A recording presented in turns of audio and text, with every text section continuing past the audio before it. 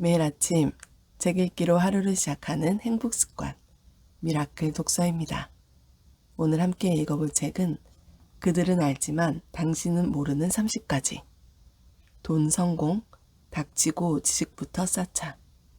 1%의 사람들과 지식 격차를 줄이는 30권의 책. 이리엘 지음 스토어하우스에서 펴낸 책입니다. 먼저 지은이님 소개부터 읽어볼게요. 이리엘. 오늘날까지 대한민국은 가난과의 싸움을 잘 싸워 이겼다. 모두가 힘들었기 때문에 가난이라는 공공의 적을 상대로 하나가 될 수 있었다.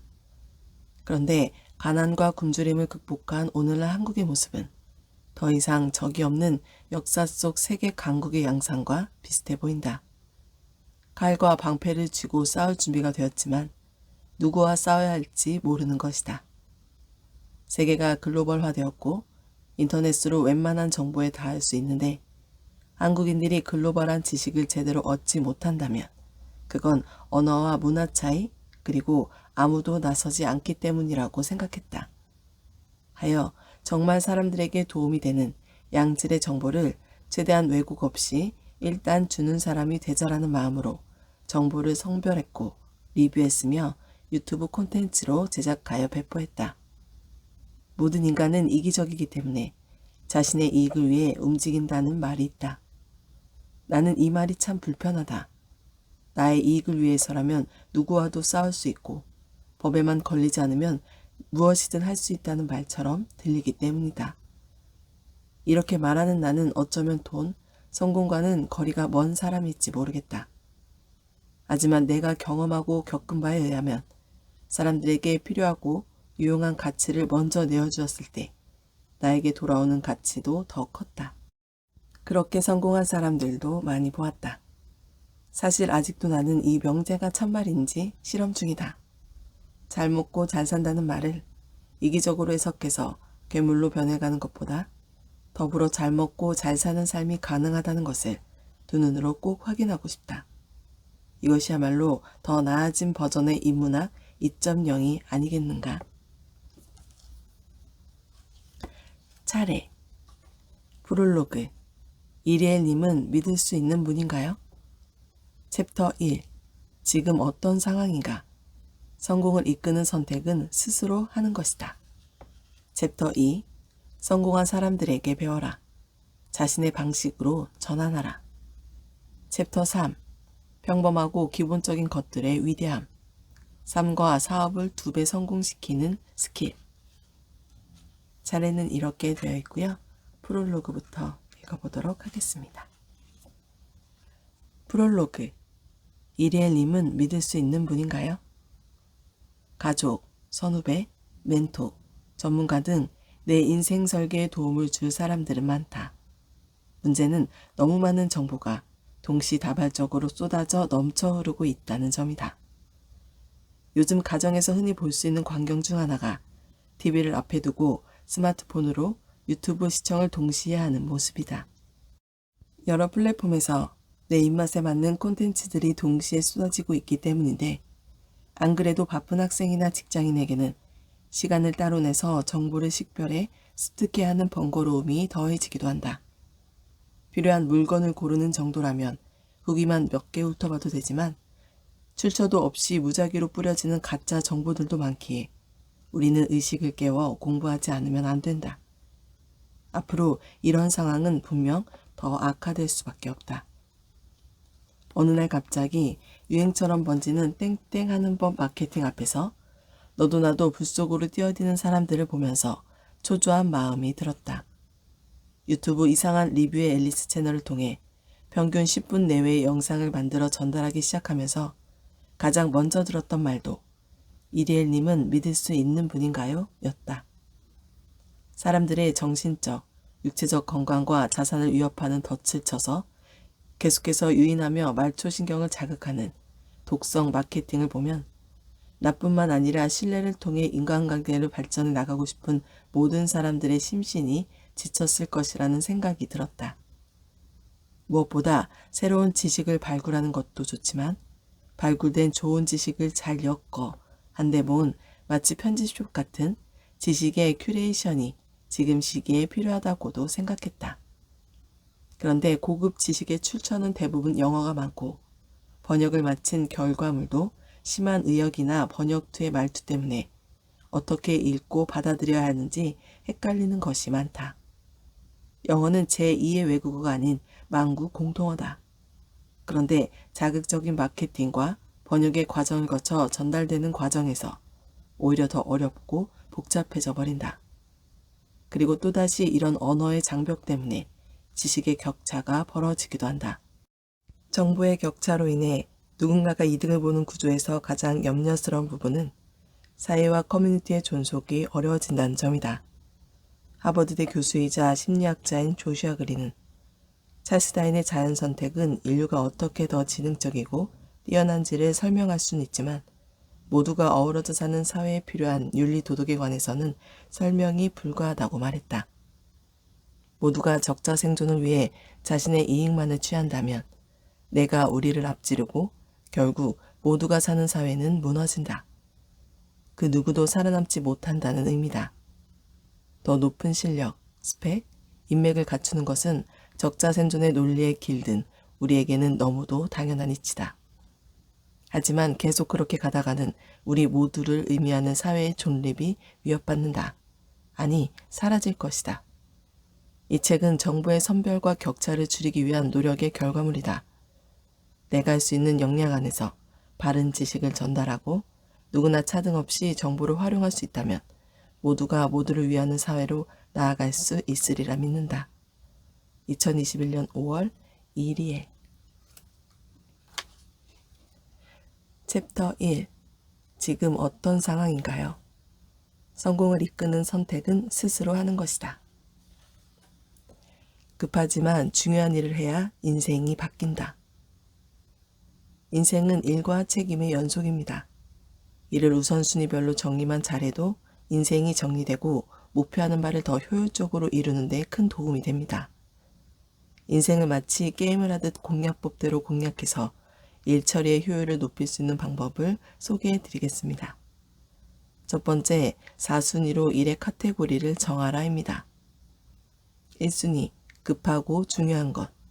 2순위, 급하지 않지만 중요한 것. 3순위, 급하지만 중요하지 않는 것. 4순위, 급하지도 중요하지도 않는 것. 워낙 유명한 공략법이어서 많은 분들이 아실 겁니다. 이 4순위 중에서도 2순위에 속하는 일들을 미리 보고 어떻게 관리하는지가 성공의 관건입니다. 왜냐하면 급하고 중요한 일인 1순위는 누구나 다 당장 하기 때문입니다. 2순위에 해당하는 일을 예를 들면 4가지가 있습니다. 1. 계획. 장기 계획을 세우고 계획을 어떻게 이룰지에 대한 계획. 예를 들면 유튜브 구독 10만 명 달성 같은 겁니다. 2. 예방. 미래에서 큰일로 번지지 않게 하는 것. 자동차를 정기적으로 점검하고 치과에 정기적으로 방문하는 것 등입니다. 3. 관계. 사랑하는 사람이나 배우자와 질 높은 시간을 보내고 사랑의 관계를 유지하는 것 등이 될 수 있습니다. 4. 새로운 기술을 배우는 것. 더 많은 부를 창출하기 위해서 새로운 기술을 배우거나 자기 개발을 끊임없이 하는 것, 혹은 새로 도입된 기술에 빠르게 적응하는 것 등입니다. 인생의 변화와 발전의 비밀은 2순위에 해당하는 일을 얼마나 해내고 관리하느냐에 달렸습니다. 누구나 다 머리로는 2순위가 중요하다는 것을 알고 있지만 그만큼 어려운 과제이기 때문입니다. 우리 모두가 급한 불 끄듯 1순위에 해야 하는 일에 치이거나 3순위에 해당하는 이메일 통보, 누군가의 부탁을 대신 들어주는 일에 시간을 뺏기거나 4순위에 속하는 넉놓고 TV 보기, 넷플릭스 보기, 유튜브 보기, 웹서핑 등의 시간과 에너지를 빼앗겨서 2순위로 해야 하는 일들이 잊히는 것입니다. 그럼 2순위의 일들을 잘 해낼 수 있는 2가지 공략법을 알려드리겠습니다. 첫 번째, 자기 개발을 위해서 시간을 확보하라. 직장인을 기준으로 출근하기 전 1시간을 투자해서 새로운 기술을 배우십시오. 월급 액수에만 꽂혀서 남들과 비교하며 불안감에 젖어 있는 것보다 1시간 일찍 일어나 나의 가치를 높일 수 있는 기술을 개발하세요. 급하지는 않지만 중요한 이 순위를 하는 것은 삶을 대하는 자세를 능동적으로 바꿉니다. 두 번째, 일의 데드라인을 설정하라. 수능 영어 문제가 일반 수준의 학생한테 어렵게 느껴지는 이유는 문제당 주어진 시간이 짧기 때문입니다. 어떤 일을 신속하고 정확하게 처리하는 능력은 시간을 확보해 줄 뿐만 아니라 일에 대한 숙련도를 높여줍니다. 특히 새로운 스킬을 처음 배울 때 처음이니까 천천히 하나하나 하려고 하는 생각보다 화장실이 급한 사람처럼 빨리 배울 수 있는 나만의 방법을 찾아 정복해야 합니다. 어떤 일이든 빨리 배우는데 자신 있다고 말하는 사람처럼 매력적인 사람은 없습니다. 그럼 새로운 스킬을 빨리 정복하는 3가지 방법을 소개해 드리도록 하겠습니다. 첫 번째, 콘테스트나 대회에 참가하라. 본인에게 스스로 도전할 기회를 주는 것입니다. 두 번째, 연중 행사나 휴일에 엮여서 데드라인을 만들어라. 예를 들어 나는 피아노를 배울 거야 라는 모호한 계획보다 나는 이번 12월에 있을 결혼기념일에 You Are So Beautiful이라는 노래를 연습해서 내 배우자 앞에서 연주할 거야 라고 정하는 것이 훨씬 빠르게 스킬을 습득할 수 있는 방법입니다. 세 번째, 자신과의 약속을 어기면 페널티를 적용하라. 내가 이렇게 할 거야 라고 세운 목표를 달성하지 못했을 때 지인이나 가족들에게 각각 10만 원씩을 준다는 약속을 하십시오. 돈을 주지 않기 위해서라도 더 열심히 목표를 이룰 것입니다. 그럼 일을 4순위로 나눠서 하는 공식과 개념은 알겠는데 당장 뭘 해야 하는지, 해야 할 많은 일 중에서 어떤 일을 선택해서 해야 하는지 잘 모를 때 도움이 되는 2가지 툴을 알려드리겠습니다. 첫 번째, 팀 페리스의 일 공식입니다. 표를 함께 보겠습니다. 내가 해야 되는 이 순위에 해당하는 일이 유튜브라고 가정을 하고 공식에 넣어 보겠습니다. 처음 질문은 내가 즐길 수 있을까입니다. 맞다면 오른쪽으로 가서 스케줄에 넣고 실행하면 됩니다. 만약 아니라면 다음 질문을 할 수 있습니다. 수입으로 연결되나? 돈을 벌 수 있는 것이 맞으면 오른쪽으로 갑니다. 아웃소싱 가능한 일인가? 아니라면 다시 스케줄에 넣고 실행하면 됩니다. 반대로 내가 하는 유튜브를 다른 사람한테 맡겨 아웃소싱을 할 수 있다면 이 일을 도울 수 있는 사람을 고용하거나 찾으면 됩니다. 다시 2번째 질문으로 돌아가서 돈이 벌리지 않는다는 답이 나오면 그 다음 질문으로 내려가면 됩니다. 꼭 해야 하는가? 그렇다면 아웃소싱 질문부터 다시 시작합니다. 아니라면 해당 업무를 제외하면 됩니다. 2번째 툴입니다. 쇼헤이 오타니의 골 매트릭스입니다. 쇼타임이라는 별명으로 MLB에서 활동 중인 오타니 선수가 고등학교 1학년 때 그린 표입니다. 표를 보시면 중앙에서 가로, 세로 3칸의 표가 있습니다. 표의 가장 중앙에는 목표를 넣어두고 그 목표를 이루는 데 필요한 8가지를 주변에 기재합니다. 그리고 8가지 세부 목표를 더 세분화해서 가로, 세로 3칸의 표를 8개 더 만듭니다. 파생된 각 표에 세분된 목표를 중앙에 기재하고 그것을 이루기 위한 더 작은 목표를 8칸의 기재에 매핑을 합니다. 오타니 선수의 매트릭스에 따라 유튜브 성공을 목표로 표를 작성해 봤습니다. 성공을 위한 8가지 항목 중 촬영을 직접 해야 한다면 촬영과 관련해 할 일 8가지를 적고 매일 실행하면 됩니다. 많은 사람들이 이 순위에 해당하는 일들이 중요한데 하지 않는 이유는 급하지 않기 때문입니다. 그렇다면 이 순위의 일들을 1순위처럼 급하고 중요하게 만드는 방법은 무엇일까요? 여러분들이 하루에 1시간을 어떻게든 확보해서 그것을 가장 먼저 하는 것입니다. 데드라인까지 정하고 이루지 못했을 때 페널티까지 적용하면 더 효과적으로 2순위의 일을 1순위처럼 해낼 수 있습니다. 미루는 습관을 없애면 하고 싶었던 일을 할 수 있다. 미루는 버릇의 사전적 정의는 해가 될 것을 알면서도 지연하는 행위라고 합니다. 여러분이 어떤 일을 할 때 3시간을 미루는 습관이 있고 그것을 1년 동안 계속했다면 45일 동안 계획한 것을 지어난 셈입니다.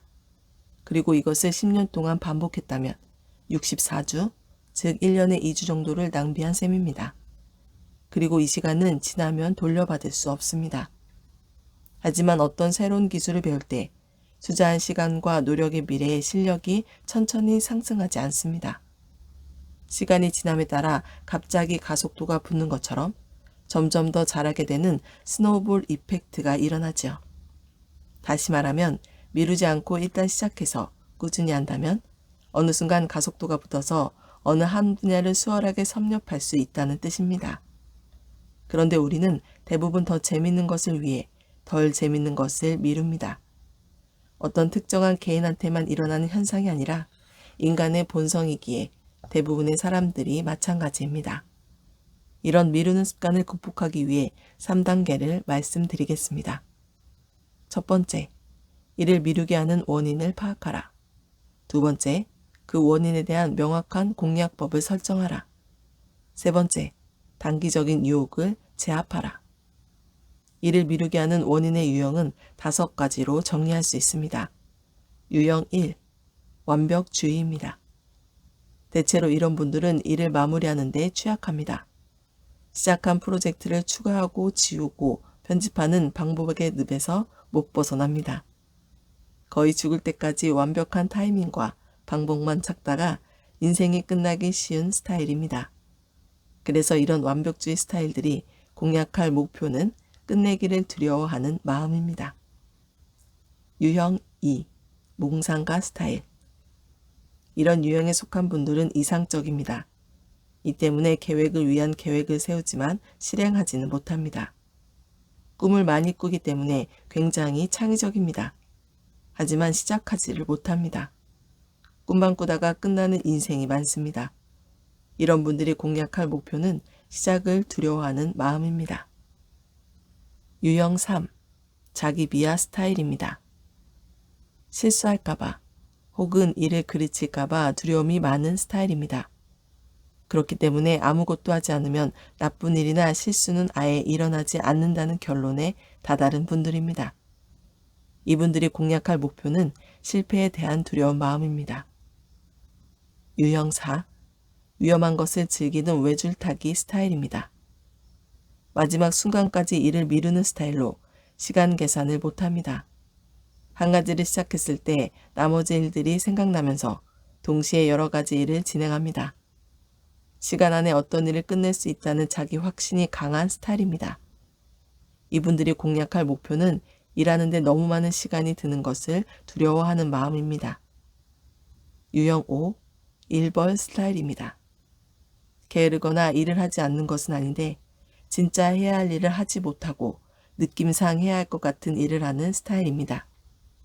이런 분들은 우선순위를 정하는 것을 싫어합니다. 그리고 자꾸 급한 일에만 집중합니다.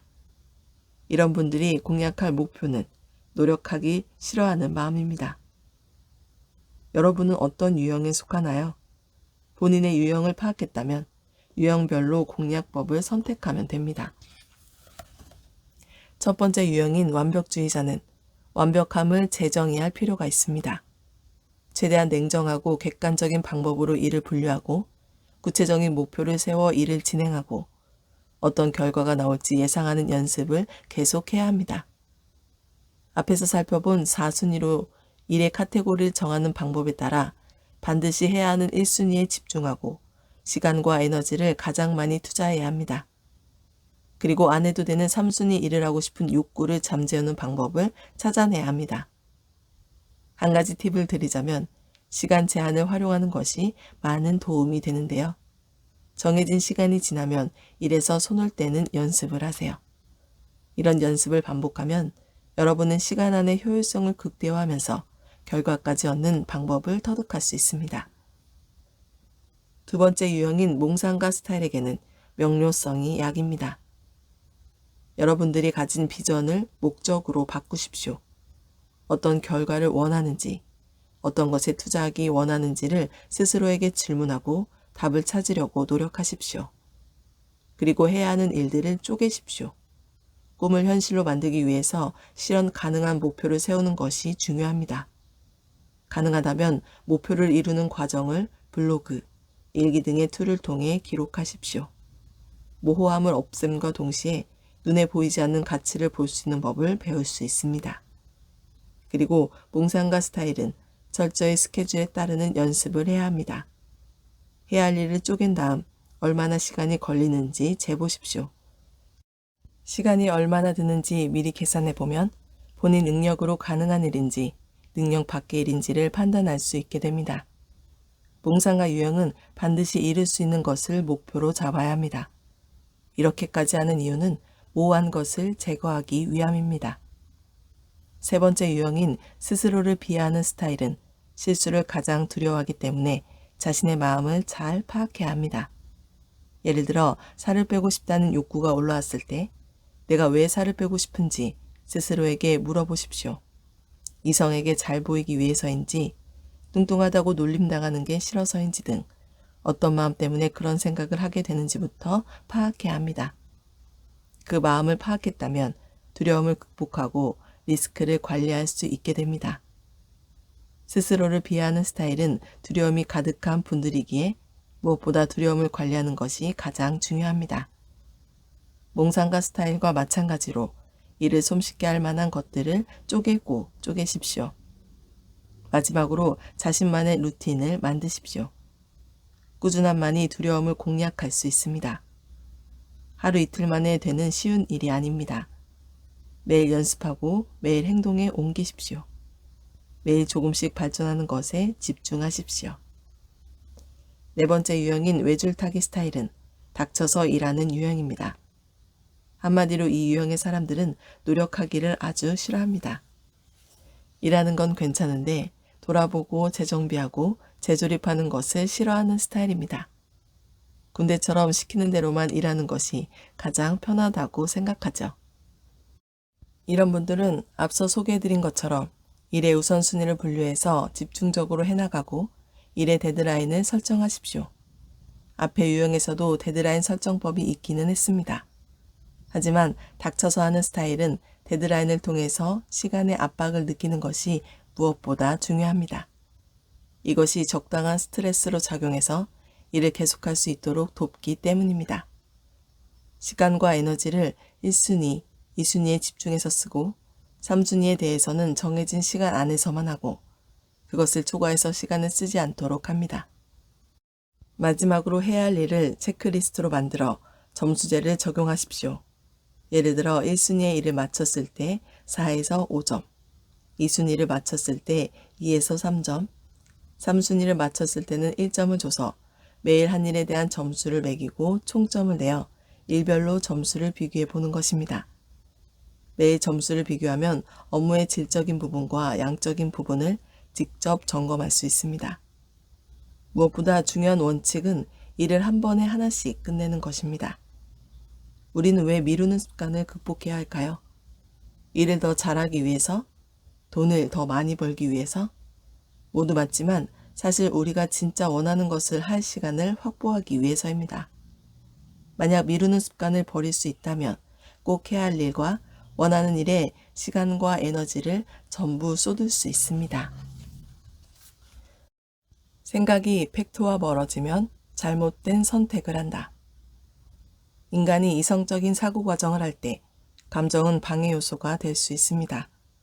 의사결정에 있어 인간의 약점일 수 있는 감정, 나아가 편견, 확증 편향, 잘못된 사상 등에서 우리를 자유롭게 해주는 방법을 10가지로 깔끔하게 정리한 스웨덴 출신 의사 겸 통계학자가 있습니다.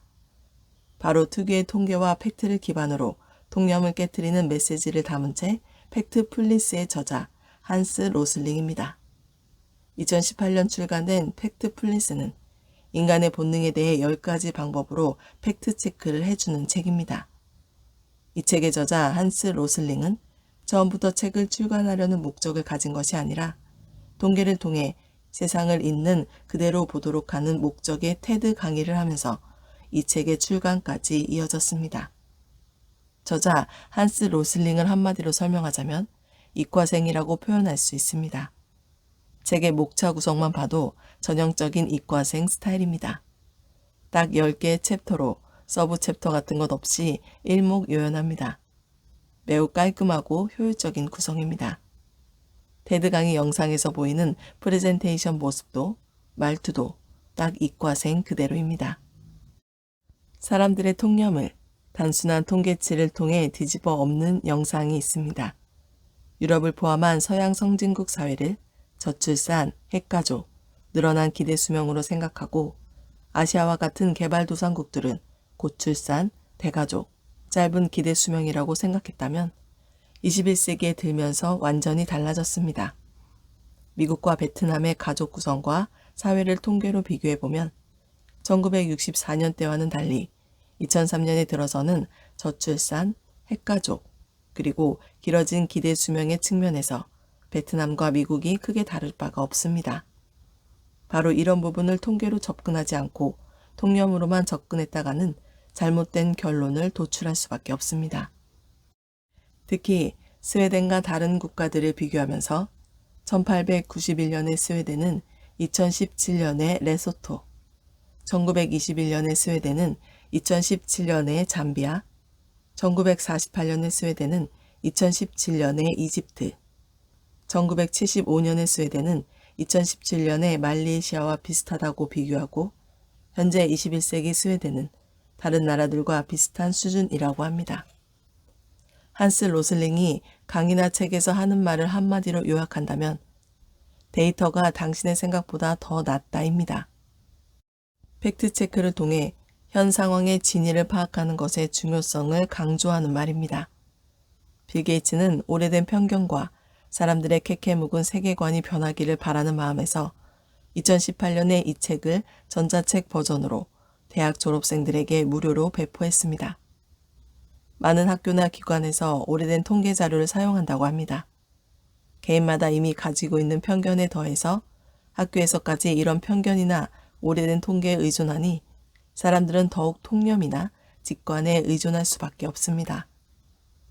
한스 로슬링 박사는 미국과 유럽 미디어를 포함한 많은 사람들이 세계 영아 중 몇 %가 백신을 맞았는가에 대해 모두 틀렸다는 결과를 보여주면서 그 결과가 침팬지가 맞을 수 있는 비율보다 더 낮다는 것을 지적했습니다. 또한 저자는 직관을 어떻게 활용하고 적용할 것인지 관해 설명하면서 인간의 직관 오류와 그 대처법에 관해서도 설명합니다. 먼저 저자가 책에서 말하는 인간의 10가지 인식 오류에 대해 설명하겠습니다. 첫 번째, 사람들은 부자와 가난한 자를 나누는 것처럼 이분법적으로 사고하려고 한다. 서양 사람들도 발전한 서양 국가들과 발전하지 못한 비서양 국가들로 세계를 인식하려는 경향이 있다. 실제로 세계인의 소득 수준은 4단계로 보는 것이 더 적합하다. 두 번째, 사람들은 세상이 더 안 좋은 쪽으로 변해간다고 생각한다. 이는 미디어의 자극적 기사, 보도 평양, 과거 일들에 대한 부정확한 기억력, 발전과 향상에 대한 부정적 인식 때문이다. 세 번째, 사람들은 일이 한 방향으로만 계속 흘러갈 것이라고 생각한다. 그러나 실제로는 한 방향으로 흐르다가 다른 방향으로 전환하기도 한다. 네 번째, 사람들은 폭력, 환경오염, 테러, 사고 등을 보도하는 대중매체의 다소 과정된 표현에 실제 이상으로 두려워한다. 두렵다고 말하는 것들을 찾아보고 읽음으로써 학습된 리스크인지 실제로 일어날 리스크인지 구분해야 한다. 다섯 번째, 사람들은 어떤 사건이나 일의 중요도의 크기를 가늠하지 못한다. 한 발자국 뒤에 물러서서 큰 그림을 보거나 쪼개어 보거나 같은 항목의 것들과 견주해 가면서 보아야 알 수 있다. 예를 들어 코끼리 한 마리만 보고 코끼리가 크다고 말할 게 아니라 코끼리는 진돗개 성견보다 30배 크다는 식으로 견주어 크기를 가늠해야 한다. 여섯 번째, 사람들은 잘못된 범주화를 한다. 범주화하는 것은 좋지만 같은 항목으로 분류된 것들이나 사람들이 다 비슷하다고 생각한다. 비즈니스의 경우 제2, 3시장을 그저 가난한 국가들로 분류해 구매력이 있는 시장을 놓치는 오류를 범한다. 일곱 번째, 사람들은 사람, 문화, 국가의 선택이 운명에 의해 결정지어질 것으로 믿는 경향이 있다. 그리고 이것들은 고정되어 변하지 않을 것이라고 믿는다. 그 결과 사람들, 국가들은 특정한 방식대로 행동할 것으로 생각한다. 실제로는 사회와 문화는 계속해서 변하고 있다. 특히 천천히 변화하는 것을 변하지 않는 것으로 간주하는 오류에 주의해야 한다.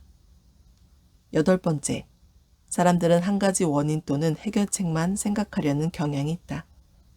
전문가들도 자신의 전문 분야에 쉽게 편향되고 같은 이유로 다른 분야에 대한 지식이 부족하다. 비슷한 원리로 숫자는 우리가 세상을 이해하기 쉽게 도와주지만 모든 것을 다 숫자로 설명할 수는 없다. 약은 질병과 싸우는 데 매우 중요한 역할을 하지만 생명을 살리는 데 사용할 수 있는 유일한 방법은 아니다. 민주주의는 국가를 운영하는 데 매우 훌륭한 방식이지만 경제와 사회 성장을 이룩하기 위해 유일한 방법은 아니다. 이런 오류를 피하려면 나와 생각이 다른 사람과의 대화를 통해 내 생각이 맞는지를 계속 검증하는 작업을 하라.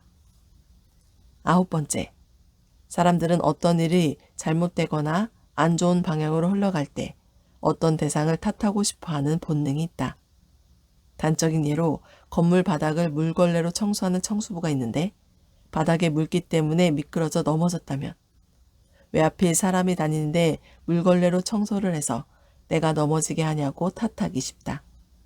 하지만 상황을 조금만 들여다보면 청소부가 물걸레로 청소를 할 때 바닥이 미끄럽다는 경고판을 세워두고 청소를 했으며 내 부주의 또는 서투름 때문에 그 같은 상황이 벌어졌다는 간단한 팩트를 알 수 있다. 쉽게 말해 악당을 찾아 처치하려는 영웅놀이에 빠지지 말라. 원인과 시스템을 파악하라. 10번째, 사람들은 시간이 없다거나 너무 늦었다는 생각 때문에 문제나 기회에 달려드는 경향이 있다. 기간 한정 세일에 재고가 많지 않다. 서두르지 않으면 다른 사람이 사간다는 말을 누구나 한 번쯤 들어보았을 것이다. 한스 로슬링 박사가 이룩한 수많은 업적을 굳이 한마디로 표현한다면 통계를 통해 세계인의 인식을 업데이트시킨 것이라고 할 수 있습니다.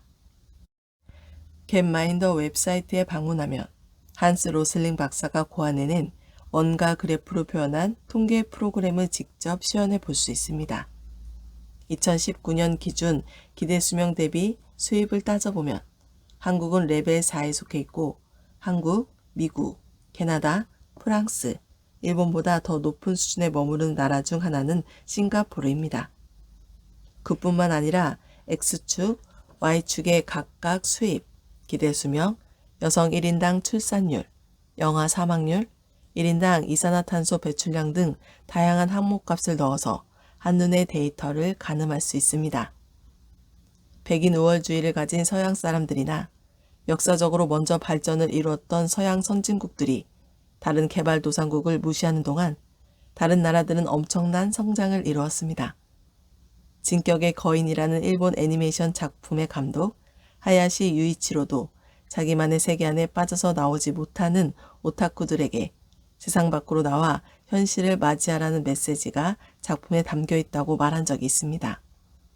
비슷한 맥락에서 한스 로슬링의 아들 올라 로슬링은 서양이 경제적으로 세계를 지배하는 시대는 이미 지났다는 것을 IMF의 GDP 통계를 기반으로 팩트 체크를 해줍니다. 서양의 기업들이 앞으로 돈을 벌기 위해서는 북미 이외의 국가에 눈을 돌려야 한다고 조언하면서 말입니다. 정치, 경제, 사회, 모든 분야를 정확한 팩트 기반으로 다 보지는 못합니다. 하지만 비즈니스의 경우 팩트 체크를 통해 세상을 제대로 보지 못하고 시장 조사를 제대로 하지 않으면 바로 손실이라는 결과로 이어집니다. 비즈니스처럼 눈에 가시적으로 결과가 보이지는 않지만 누군가가 나와 비슷한 환경에서 시작했음에도 다른 결과가 나오는 이유 중 하나는 내 예측이 틀릴 수도 있는 상황을 미리 대비하는 자세 때문입니다. 나의 짧은 생각과 선입견은 잘못된 상황 판단으로 연결되고 결국 의사결정 오류를 낳습니다. 오늘 미라클 독서는 여기까지 읽도록 하겠습니다. 오늘도 감사합니다.